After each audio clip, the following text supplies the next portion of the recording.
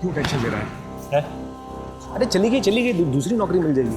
अभी तेरा भाई लेके आना तुमको मस्त जगह। चॉपर राइस ऑर्डर करूं? नहीं खाना है चॉपर राइस तेरा। साला तेरी वजह से मेरी नौकरी चली गई। तुझे पता है ना, पूरे घर में कमाने वाला सिर्फ मैं हूँ। साला तेरे चक्कर में मैं भी फंस गया। सोच, अगर उसने पुलिस बुला ली होती तो। रो मत यार, बोला ना जरूरत थी पैसों की। और अगर उसे पुलिस बुलानी होती ना तो कब की बुला चुका होता। टेंशन मत ले, इससे बढ़िया नौकरी लेके दूंगा तेरे को। अरे यार, मैं मैनेजर से बात करूंगा ना, वो तुमको फिर से बुला लेगा। और तुम्हारे बिना तो मैं वहां काम करने का सोच भी नहीं सकता। मतलब तुम दोनों के बिना। अरे यार, मैं वहां काम करने जाऊं और तुम दोनों को वहां पे ना देखूं, ऐसा थोड़ी हो सकता है। अरे इतना इमोशनल होने की जरूरत नहीं है, मिल जाएगी नौकरी। एक काम कर, ये ले, जा चॉपर राइस ऑर्डर कर। रोहित, तुम्हें तो पता है कि मैं तुमसे कितना प्यार करती हूँ। मैं तुम्हारे बिना। तेरा दिमाग खराब हो गया? कुछ भी बके जा रही है? तुझमें ऐसे कौन से लड़कियों जैसे लक्षण है जो मैं तुझसे शादी करूं? लड़कियों जैसे मतलब? मैं लड़की हूँ रोहित। देख, मैं अच्छे से जानता हूँ कि तू क्या है और तू भी जानती है कि तू क्या है, इसलिए फालतू के सपने देखना बंद कर दे। अरे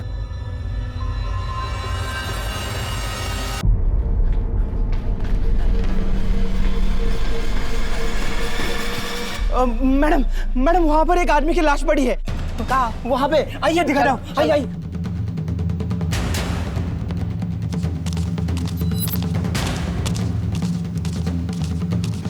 गुप्ता, अरे ये तो औरत है। स्वाति।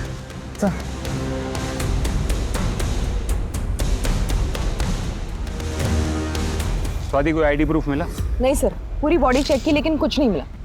सर समझ नहीं आ रहा, आदमी के कपड़े पहने और गले में मंगलसूत्र है। पॉसिबल है कि ये खुद को छुपाने के लिए इसने ऐसा किया हो, या फिर कातिल से बचने के लिए। सर ये भी तो हो सकता है कि ये ट्रांसजेंडर हो। हाँ, हो सकता है गुप्ता। पोस्टमार्टम के बाद सब पता चल ही जाएगा। एक काम करो, आसपास के पुलिस स्टेशन में इसकी फोटो सर्कुलेट करो और पता करो कि इसके खिलाफ कोई भी मिसिंग की कंप्लेंट दर्ज हुई है पिछले एक हफ्ते में। Yes sir. स्नेह को गए आज पूरे 5 दिन हो गए हैं। पता नहीं किस हाल में होगा मेरा बेटा। बच्चा नहीं है वो, यहाँ भी होगा, अपना ख्याल रख सकता है। माँ मैं हूँ ना, मैं सब संभाल लूंगी, आप बिल्कुल टेंशन मत लो। प्रीति, बेटा बेटा होता है, लड़का जो कर सकता है ना, लड़कियां नहीं कर सकती। क्या तुम? जैसा बेटा वो थी वैसा बेटा मैं भी तो बन सकती हूँ ना। थी नहीं था, वो तुम्हारी बहन नहीं तुम्हारा भाई है। चले है बेटा बनने, दाल में कितना नमक डालना वो तो आता नहीं है, और चले है बेटा बनने। क्या हुआ तुम्हारी नौकरी का? हाँ, नहीं मिली ना? नहीं मिली ना अभी तक? मुझे 24 घंटे कोसने से आपकी प्रॉब्लम सॉल्व नहीं हो जाएगी, क्योंकि आपकी प्रॉब्लम आप खुद हो, और उसकी भी बेचारी की जिंदगी बर्बाद कर दी। जो चीज आपने की है ना उसके साथ, आपको यहाँ नहीं जेल में होनी चाहिए। प्रीति, मैं तो प्रार्थना करती हूँ कि वो इस नरक में कभी वापस ना आए, कभी वापस ना आए। प्रीति, हेलो रोहित। सर कचरे में जो हमें बॉडी मिली थी, पोस्टमार्टम रिपोर्ट के मुताबिक वो एक लड़की की है और मर्डर से पहले कोई सेक्सुअल हैरेसमेंट और रेप भी नहीं हुआ है। लेकिन सर रिपोर्ट में एक नई बात सामने आई है। यकीन नहीं होता कि ऐसा कैसे हो सकता है। क्या उसके साथ इस हद तक की दरिंदगी की गई? जी सर, और डॉक्टर के मुताबिक ये सब उसके साथ तब हुआ होगा जब उसकी उम्र 7-8 साल की रही होगी। सर शायद ये मर्डर का कारण ना हो, पर इतना पक्का है कि उसके साथ बहुत गलत हुआ होगा। क्या शायद यही मर्डर का कारण हो? कहीं कोई मिसिंग कंप्लेन? नहीं सर, कपड़ों से भी पता करने की कोशिश की पर कोई बारकोड नहीं मिला। लोकल ब्रांड है, पता करना मुश्किल है। इसके पास फोन जरूर होगा, इसका फोटो सारी फोन कंपनीज में भेजो और डिटेल पता करो। जी सर।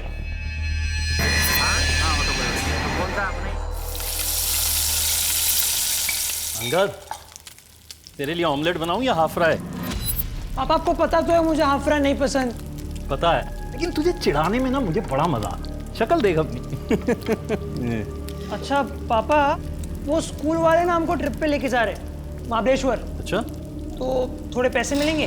बेटा जिस हिसाब से तेरे स्कूल वाले छुट्टियां देते हैं ना, उल्टा उन्हें मुझे पैसे देने चाहिए। मतलब आप पैसे नहीं देंगे? ठीक है फिर नहीं जाता हूँ। अरे यार 2 मिनट में मुंह फुला लेता है, मजाक कर रहा था। अलमारी में रखे पैसे, जितने चाहिए ले ले। लेकिन कब जा रहे हो तुम लोग? कल सुबह। सर आपका फोन कंपनी वाला आइडिया सक्सेसफुल रहा। लड़की का नाम स्नेह यादव था, मुलुंड एरिया का है। ये देखिए सिम कार्ड की कॉपी। स्नेह यादव, मुलुंड। देखते हैं हमारे कितने सवालों के जवाब हमें यहाँ मिलते हैं। परसों शाम तक आ जाऊंगा। हाँ सुनो, एक तो अपना ख्याल रखना और मुझे फोन करते रहना। ठीक है, बाय बाय।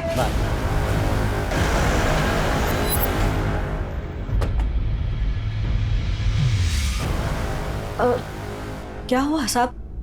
आप स्नेह के माता पिता हैं? जी, पर ये क्यों पूछ रहे हैं आप लोग? स्नेह का किसी ने मर्डर कर दिया है।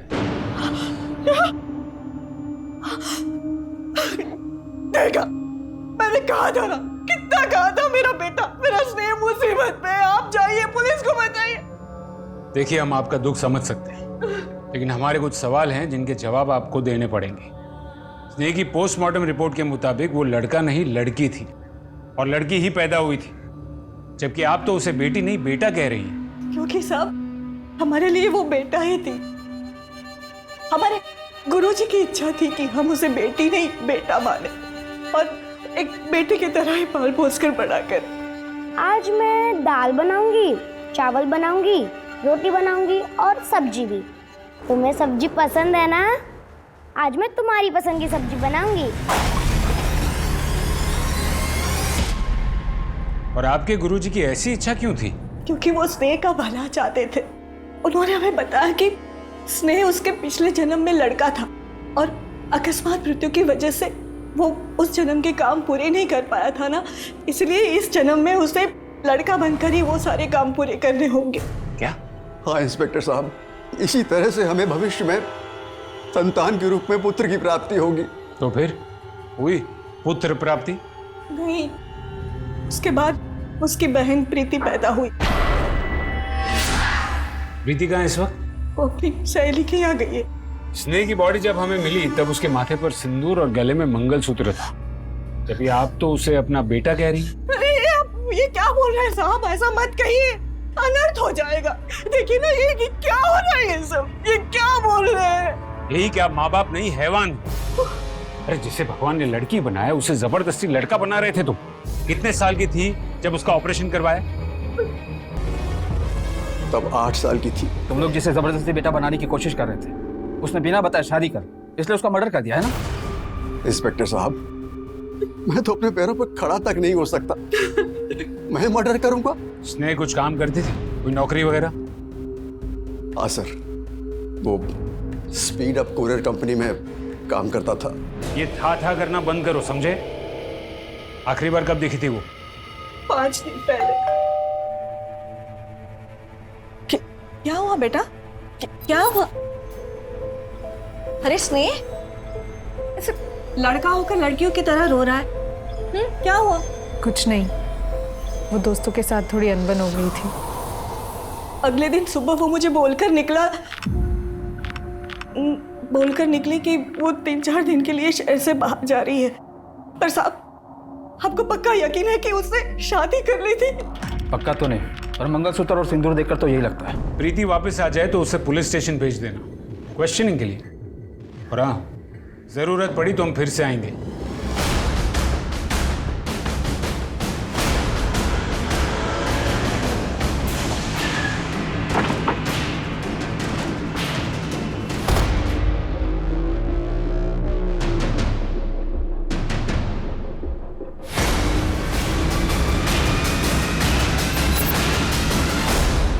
स्नेह जाधव पिछले 1 साल से हमारे यहाँ पर नौकरी कर रहा है।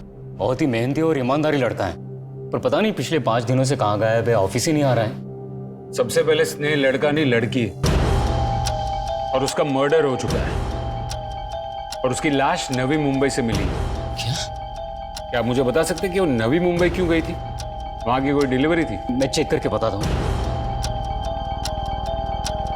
नहीं सर, अभी मुंबई की कोई डिलीवरी नहीं है। तो उसका किसी के साथ कोई झगड़ा या ऑफिस में किसी के साथ कोई अनबन?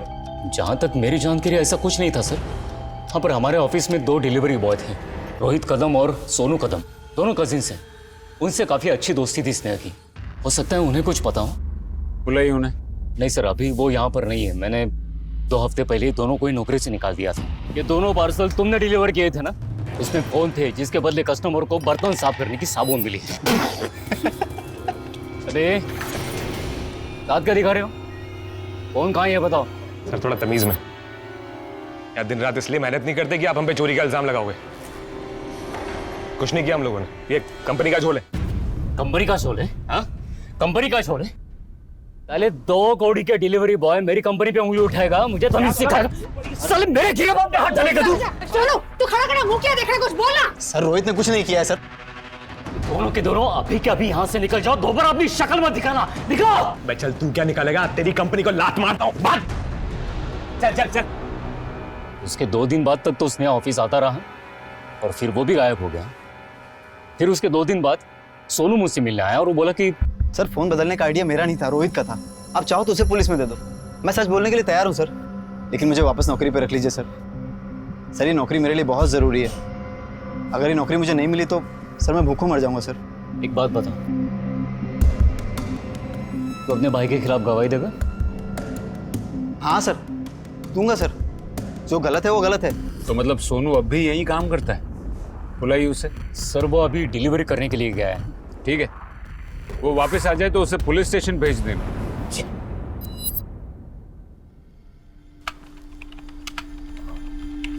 Yes sir. एक रूम चाहिए था।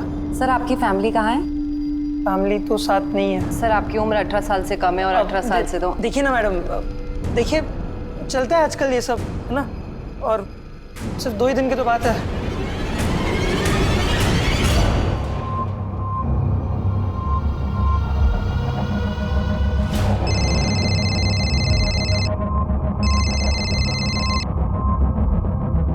हेलो, हाँ पापा, मैं ठीक हूँ, पहुँच गया।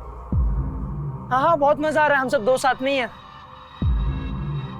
हाँ खाना खा लूंगा पापा। हाँ ओके ओके बाय।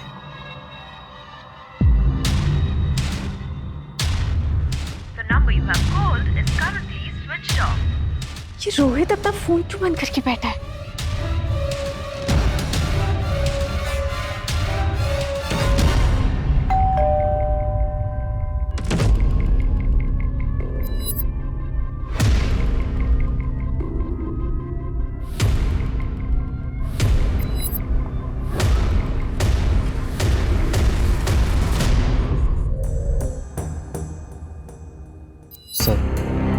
सर मैं तो कभी सोच भी नहीं सकता सर कि मेरे किसी जानने वाले का मर्डर हो सकता है।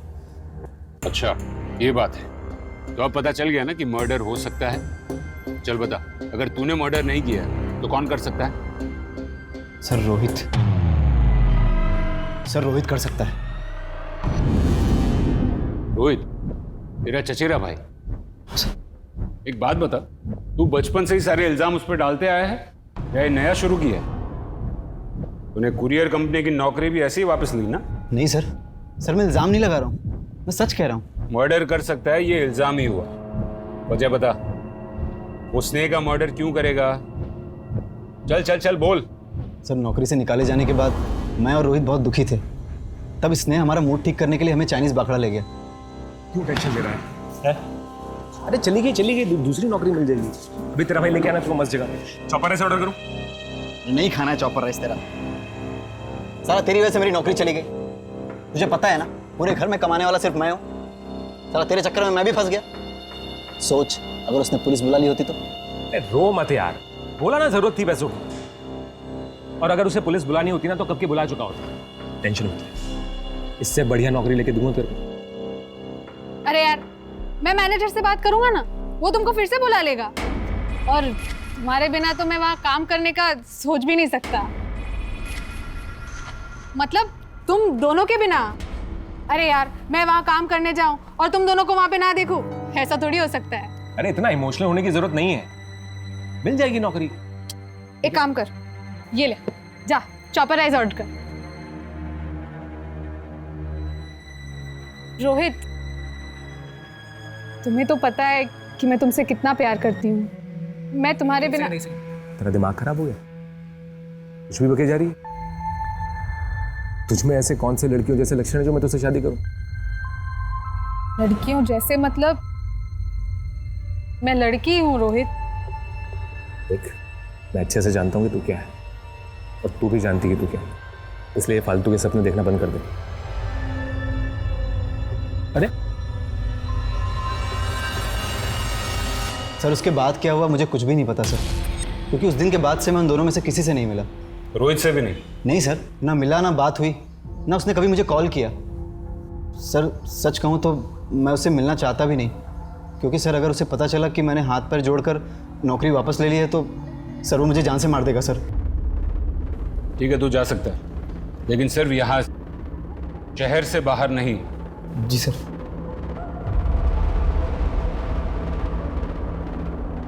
सर आपको क्या लगता है ये सच बोल रहा है? अगर सभी लोग इतनी आसानी से सच बोलने लगे तो अपना काम आसान नहीं हो जाएगा। सर रोहित का फोन पिछले 4 दिनों से स्विच ऑफ है। कॉल लोकेशंस के मुताबिक रोहित और सोनू पिछले 7 दिनों से मुलुंड में ही है। सर दोनों भाइयों के बीच पिछले 7 दिनों में फोन पर कोई बात नहीं हुई। और स्नेह? सर उसके कॉल रिकॉर्ड्स के मुताबिक उसकी आखिरी बात एक पंडित से हुई। पंडित? बुलाओ उसे। ये लड़का कुछ भी बकवास किए जा रहा है और आप चुपचाप खड़े क्यों हो? कुछ बोलते क्यों नहीं इसे? साहब आपने मुझे यहाँ क्यों बुलाया? क्योंकि 15 जुलाई की शाम को 6:30 बजे स्नेह यादव का मर्डर हुआ, उससे पहले उसने आखिरी कॉल तुम्हें ही किया था। क्यों किया था फोन उसने? उसने मुझे फोन इसीलिए किया था क्योंकि उसे शादी करवानी थी। इस शहर में बाकी और भी पंडित हैं जो शादी ब्याह करवाते हैं, उसने तुम्हें ही क्यों फोन किया और उसे नंबर कहाँ से मिला? अब साहब ये मैं कैसे बता सकता हूँ, लेकिन हाँ इतना बता सकता हूँ कि वो शादी कराने के लिए आने वाली थी पर आई नहीं, और वो अपनी नहीं अपनी बहन प्रीति की शादी कराने वाली थी।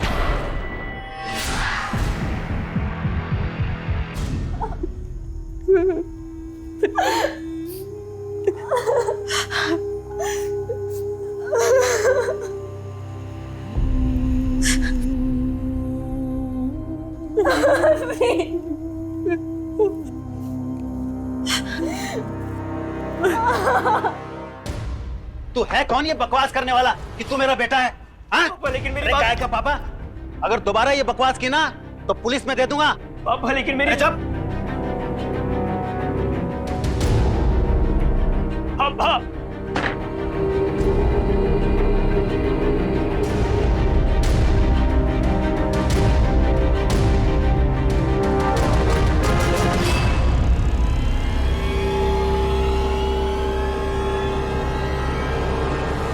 सॉरी सर, मैं मानती हूँ कि मुझे पहले आना चाहिए था, लेकिन स्नेह के अंतिम संस्कार की वजह से।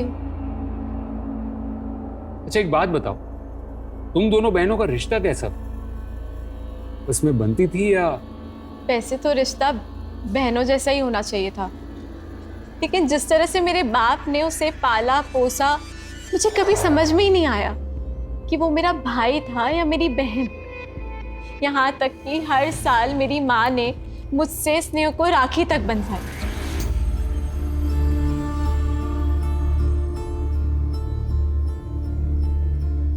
मतलब स्नेह भी एक भाई की तरह तुम्हें अपनी जिम्मेदारी समझती थी, शायद इसलिए वो पंडित से तुम्हारी शादी करवाने की बात कर रही थी। शादी? सर मेरी शादी की कभी बात ही नहीं हुई, और वो ऐसा क्यों करेगी? प्रीति जी ये तो आप हमें बताएंगी, क्योंकि आपकी फैमिली में जो चल रहा था वो नॉर्मल नहीं था। सर मैं नहीं जानती कि वो क्या कर रही थी और क्यों कर रही थी। प्रीति जी कॉल रिकॉर्ड्स हैं आपके हमारे पास, हर दूसरा कॉल आपने रोहित को किया। इसका मतलब साफ है कि दोनों बहनें एक ही लड़के को पसंद करती थी और इसीलिए तुमने स्नेह का मर्डर किया। मैंने कुछ नहीं किया ऐसा। तुम रोहित को कैसे जानती हो? देखो सच बोलो, ये तो हमारे पास और भी तरीके हैं। सर मैं सच बोल रही हूँ, मैंने स्नेह को नहीं मारा है। रोहित और सोनू को मैं इसलिए जानती हूँ क्योंकि वो उसके साथ काम करते थे और वो उसके दोस्त हैं, और मैं रोहित को सिर्फ इसलिए कॉल कर रही थी क्योंकि घर से जाते हुए स्नेह ने कुछ ऐसी बात कही थी जो मुझे आज तक नहीं समझ आई। सारी जिंदगी मैंने इस झूठ को सच मानकर बिता दी, कितना कुछ सहा है इस झूठ के वजह से, पर बस अब नहीं। अब मैं अपनी जिंदगी अपनी मर्जी से जीऊंगी वो बनकर जो मैं हूँ। सर मैं कुछ नहीं जानती, मेरा रोहित से कोई वास्ता नहीं है। स्नेह का फोन बंद आ रहा था इसलिए मैंने रोहित को कॉल किया। पर उसने कभी मेरा फोन उठाया ही नहीं, और उसके बाद उसका फोन भी स्विच ऑफ हो गया था। तुम जा सकती हो।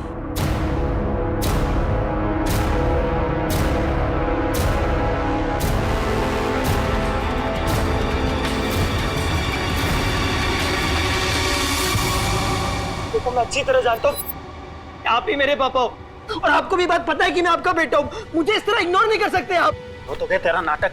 अब जो भी बात होगी तेरी फैमिली के सामने होगी। हैं? मेरी बची बसाई जिंदगी बर्बाद करना चाहता है? नहीं पापा। तेरे बाप से बात करूंगा, किसकी औलाद है? रुको, अभी क्या हुआ? अभी हो गया सारा नाटक। चल, उसके सामने बात करूंगा तेरे से। चल चल।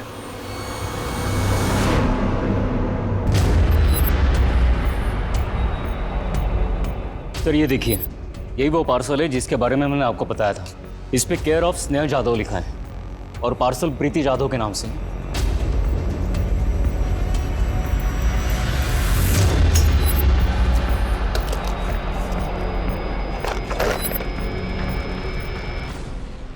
सर मुझे नहीं पता ये सब क्या है। मैं नहीं जानती कि ये पार्सल किसने भेजा है। देखो प्रीति, तुम फिर से झूठ बोल रही हो। सर मैं सच कह रही हूँ, मैं नहीं जानती कि ये पार्सल किसने भेजा है और क्यों भेजा है। रात भर हवालात में रखो, सुबह तक सब बोल रही सच हूँ। बोले। सर आप मेरी बात मानिए, मैं सच कह रही हूँ।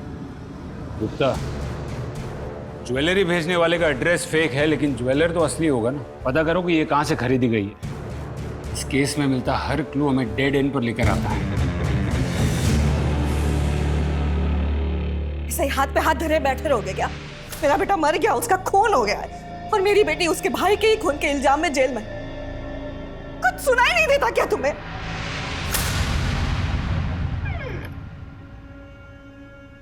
हाँ, हाय पापा। अरे ट्रिप में बहुत मजा आया। थोड़ा थक गया हूँ पापा, तो अब फ्रेश होके मिलता हूँ। हाँ जी। कहाँ गया था तू? महाबलेश्वर।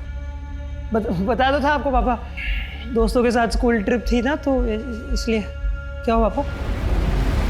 झूठ बोल रहा है। नहीं। तेरे जाने के बाद तेरे दोस्त यहाँ घर पे तुझसे मिलने आए थे। उन्होंने बताया स्कूल की तरफ से कोई ट्रिप नहीं था। झूठ बोल रहा है। एक मिनट। नहीं नहीं तो पापा नहीं, पापा नहीं। छोड़ दीजिए साहब, बच्चा है। हट, बता दो पापा। मैं तेरी तो पापा एक मिनट। ये लेटर आया था पापा। दिखा क्या लेटर आया था पापा, इसलिए गया था मैं। झूठा लेटर आया था।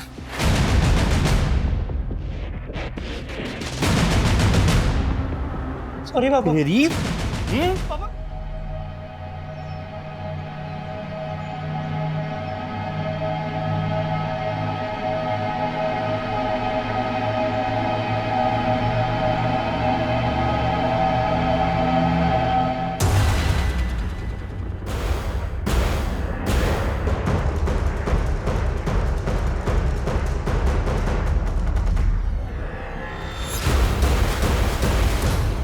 इन दोनों को किसी धारदार चीज से मारा गया है, और हो ना हो जिसने मर्डर किया है, ये दोनों उसे बराबर जानते थे। दरवाजे पर कोई भी फोर्स एंट्री के निशान नहीं है। जब मर्डर से तब तुम कहाँ थे? साहब हम अपने घर पे थे। मैं यहाँ दिन में नौकरी करता हूँ, शाम को अपने घर चला जाता हूँ।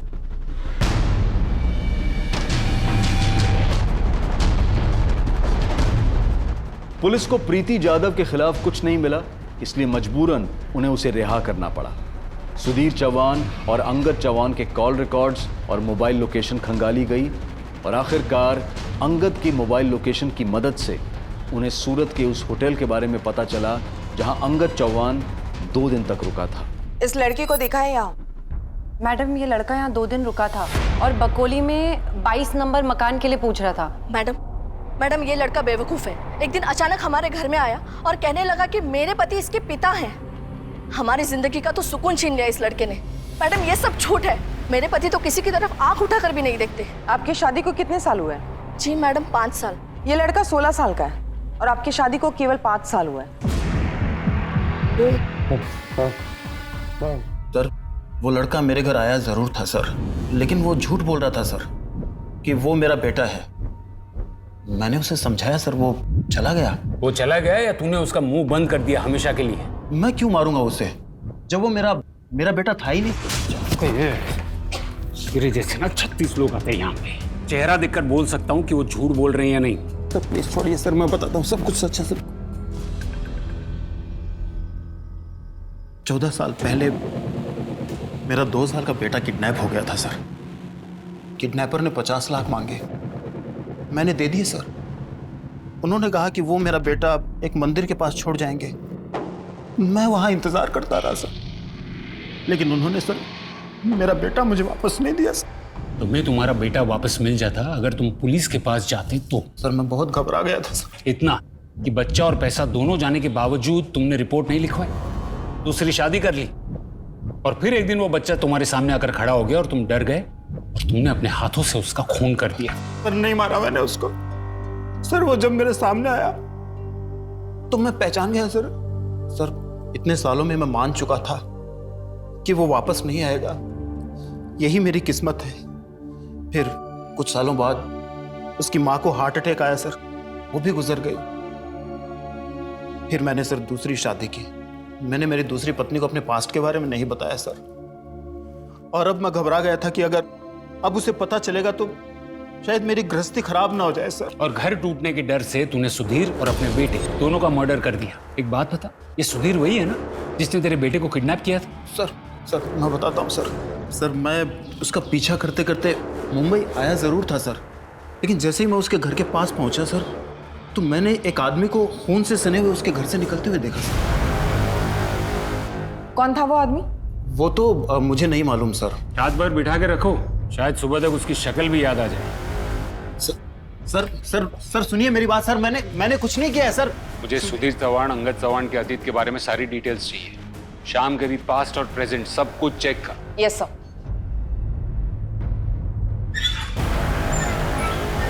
सर।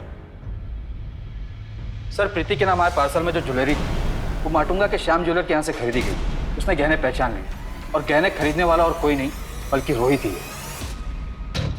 आखिर ये रोहित है कहाँ? ना रोहित हमें मिल रहा है, ना रोहित और प्रीति के बीच का कोई कनेक्शन, और वो अभी यही कह रही है कि उसके और रोहित के बीच में कुछ भी नहीं है। फिर ये रोहित ने ज्वेलरी खरीदी किसके लिए, और फिर वो गायब क्यों हो गया? क्या गुप्ता कहीं ऐसा तो नहीं कि कोई तीसरा है जो हमें जानबूझकर गुमराह करने की कोशिश कर रहा है? अपने खबरियों को काम पर लगाओ, जो किसी भी हाल में रोहित चाहिए। सर 20 साल पहले जिस डॉक्टर ने इलीगल तरीके से स्नेह का ऑपरेशन किया था वो ट्रैक हो गया। दादर जेल में पिछले 3 साल से सजा काट रहा है, ऐसे इलीगल ऑपरेशन के चार्जेस में। जब हमने उससे बात की तो पता चला कि स्नेह का असली बाप विष्णु यादव नहीं है। तो कौन है? सुधीर चौहान। क्या? हाँ सर, और हमने सुधीर चौहान का कॉल रिकॉर्ड्स निकलवाए। ये देखिए उसके कॉल रिकॉर्ड्स। जब हमने चेक किए तो क्या नहीं। नमस्ते आंटी। नमस्ते अंकल। मैं सोनू, रोहित का भाई। मैं रोहित और इसने एक ही कंपनी में काम करते थे। इसने मेरा बहुत अच्छा दोस्त था।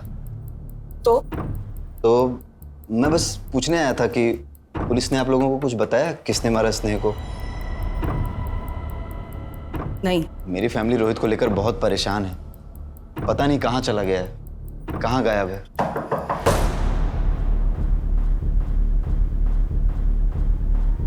तू यहाँ क्या कर रहा है?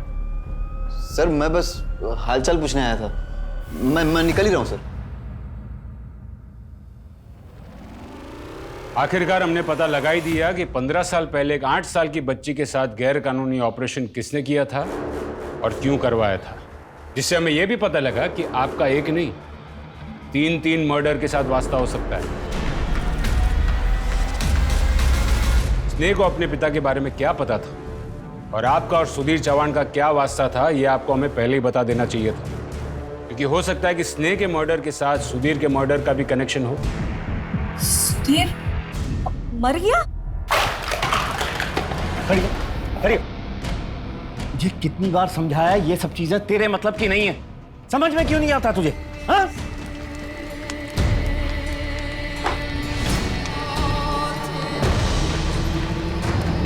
उसने अपनी सगी बेटी के साथ जो किया ना, वो कोई दुश्मन भी नहीं करता। मेरी स्नेह सिर्फ 8 साल की थी, जबरदस्ती उसका ऑपरेशन करवा दिया, मुझे बिना बताए, ताकि वो कभी मां ना बन सके। मां तो क्या, वो किसी के साथ आराम से बोला था कि अगली औलाद बेटा होगा, पर प्रीति पैदा हुई उसी दिन मुझे और मेरी बच्चियों को छोड़कर भाग गया। फिर क्या, लोगों के घर पे बर्तन मांजे, झाड़ू कटका किया और बच्चों को पाला। इनके यहाँ भी मैं झाड़ू कटका करने आती थी, पर जब इन्होंने शादी के लिए पूछा तो मैंने तुरंत हाँ कर दी, बच्चों के लिए। मैंने जब स्नेह की शादी की बात की तब आपने ये क्यों कहा कि अनर्थ हो जाएगा? साहब ऐसा मत कहिए, अनर्थ हो जाएगा। क्या मतलब था अनर्थ का? वो सदमे में निकल गया हो, ऐसा कोई सोचकर थोड़ी बोलता है। और देखिए, मैंने सुधीर के बारे में ये घर में किसी को कुछ नहीं बताया था, और स्नेह को भी यही बताया था कि तू ऐसे ही पैदा हुई थी। आपको यकीन है कि स्नेह को सुधीर के बारे में कुछ भी नहीं पता था? वो उसे कभी नहीं मिली थी? कि आप तो अब तक सुधीर के कांटेक्ट में थी, सबूत है हमारे पास। सर, सुधीर चौहान की इंफॉर्मेशन निकालते वक्त उसके रिकॉर्ड्स हमारे पुलिस रिकॉर्ड से मैच हो गए। वो एक हिस्ट्री शीटर है, अपनी जवानी के दिनों में छोटे मोटे क्राइम्स कर एक बार नहीं कई बार जेल जा चुका है, और इन क्राइम्स में उसका एक पार्टनर भी था जो अब तक हमारी आंखों में धूल झोंक रहा था।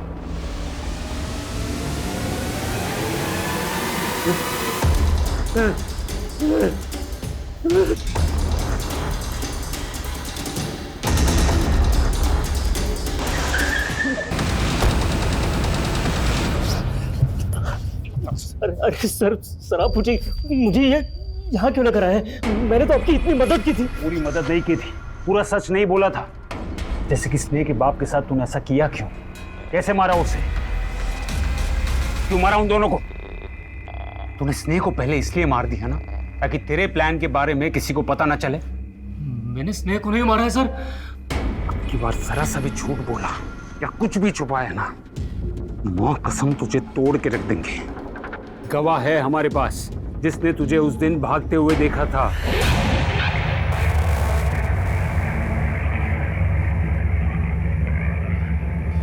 ये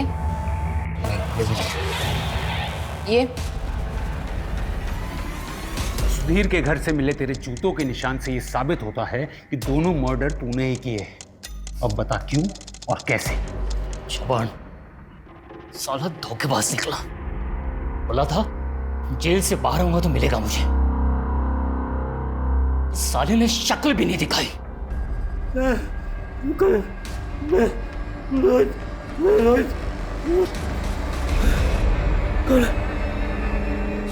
रोहित,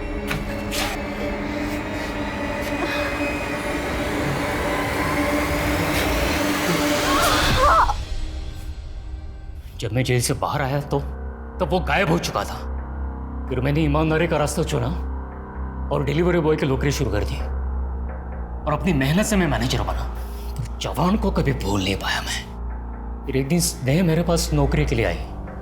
समझ गया था कि जवान की बेटी है जिसका बचपन में उसने ऑपरेशन करवाया था, और उस वक्त मैं भी उसके साथ था। बेटा रो मत। हाँ नहीं। हाँ ठीक हो जाएगा, अभी ठीक हो जाएगा, अभी ठीक हो जाएगा। स्नेहा नाम है तुम्हारा? Yes sir. स्नेहा होना चाहिए था ना, तुम तो लड़की दिखती हो। सर वो मेरा पर्सनल मैटर है, आप प्लीज़ मुझसे अपने काम के सवाल पूछिए। मैं बहुत ही मन लगा के काम करूँगा और आपको मुझसे कभी कोई प्रॉब्लम नहीं होगी। मैंने स्नेहा को नौकरी पर रख लिया और पता लगा कि वो चौहान की बेटी है या नहीं। मैं अपने एम्प्लॉय के डेटाबेस से उसकी माँ उमा का नंबर निकाला और उससे कॉल किया। मैं कौन बोल रहा हूँ ये जानना ज़रूरी नहीं है, बस ये बताओ कि वो आजकल कहाँ है। मेरे हिसाब से तो जहन्नुम में है। अरे भाड़ में जाए। देखो मेरा उससे कोई लेना देना नहीं है अब। हाँ उसका एक फोन नंबर है, चाहिए तो लिख लो, 44472779। चौहान का नंबर तो मुझे मिल चुका था, पर मैं महीनों तक ये नहीं समझ पा रहा था कि मैं उसके साथ आखिर करना क्या चाहता हूँ। एक बार तो लगा कि मैं इतनी मेहनत से यहाँ तक पहुँचा हूँ, अपने काम से काम रखूँ, पर नहीं कर पाया।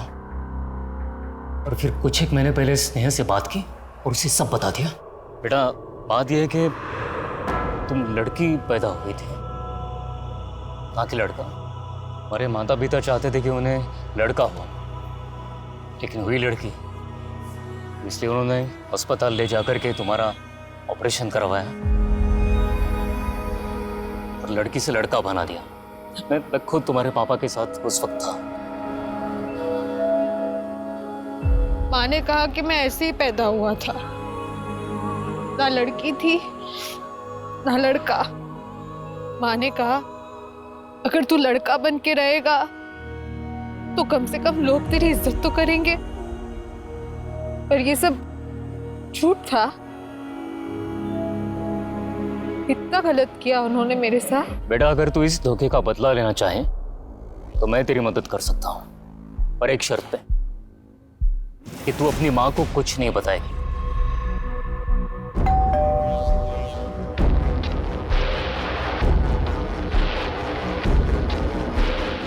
सर, आपका पार्सल। अरे अंगद। जी बाबा। तुम्हारा पार्सल आया भाई। आया। साइन दो। ये लो, साइन कर लो, ले लो। अंगद, ये तुम्हारा असली बाप नहीं है। तुम्हारा असली बाप सूरत में, उसका नाम श्याम सिंह है। नीचे उसका एड्रेस है सूरत का। अगर तुम्हें कोई शक है या कुछ पूछना हो तो मुझे इस नंबर पे फ़ोन करो, 4488221212। चौहान बहुत चालाक आदमी था, मैं जानता था बहुत जल्दी उसे सब पता चल जाएगा और वो मुझ तक पहुंच जाएगा। तो मैं भी यही चाहता था। फिर उस रात जब उसने मुझे फोन किया तो मैं पूरी तैयारी के साथ उसके यहां पर पहुंचा।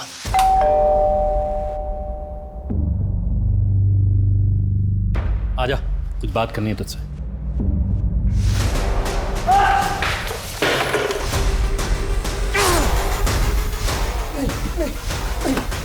मैंने चौहान को उसके किए की सजा दे दी। अंगद और स्नेह को किस बात की सजा दी? चल बता। दो मर्डर कबूल कर लिए, मैंने तीसरे के लिए झूठ क्यों बोलूंगा? कौन सी सजा कम हो जाएगी मेरी? सर ये कॉल रिकॉर्ड्स देखिए। सामने रहकर भी पुलिस को क्या घुमाया इसने? दाद देनी पड़ेगी। इसको उठा के लेके आओ। राइट।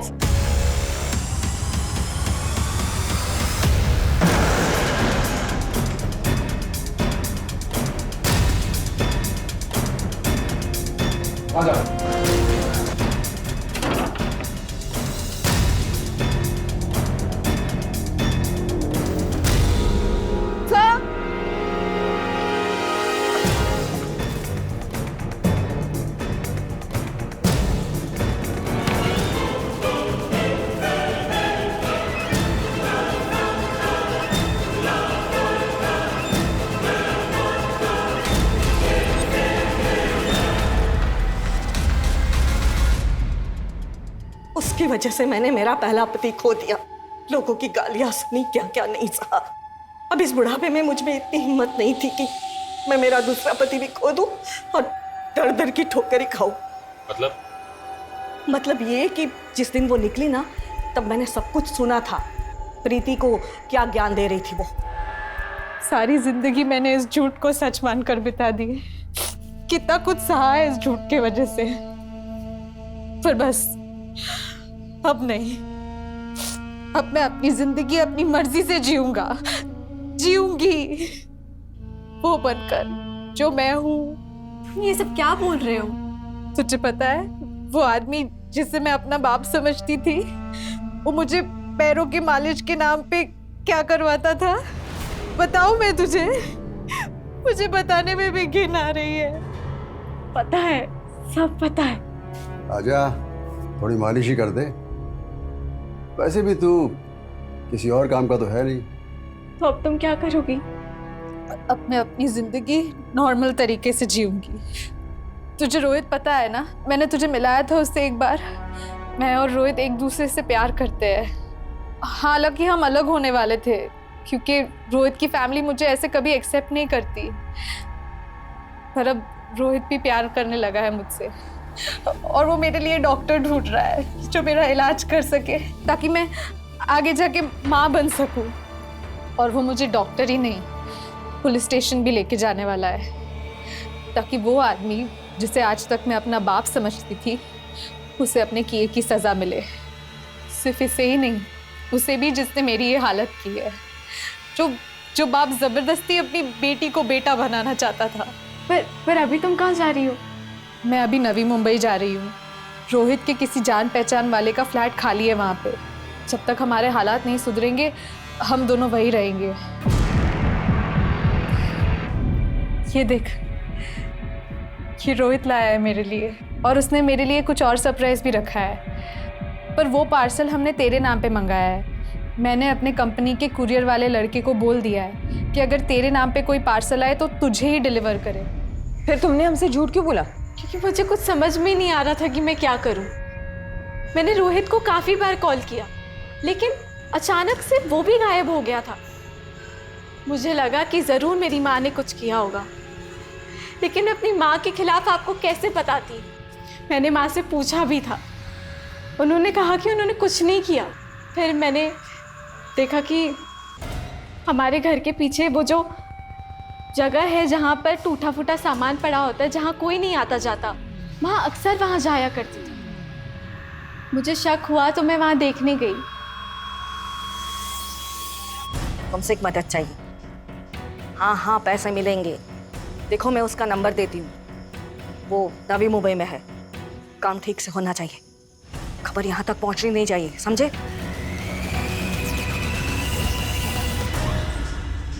क्यों मिलना चाहते थे मुझसे और क्या जानते हो विष्णु जाधव के बारे में? बताता हूँ। मैडम वहां पर एक आदमी की लाश पड़ी है।